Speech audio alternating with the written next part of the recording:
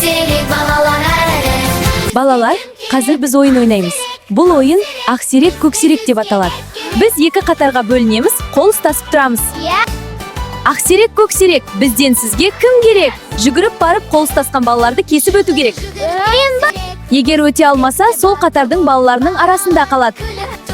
Ойын басталды. Ақсерек көксерек, бізден сізге кім керек? Бізге Амир керек. Ақсерек көксерек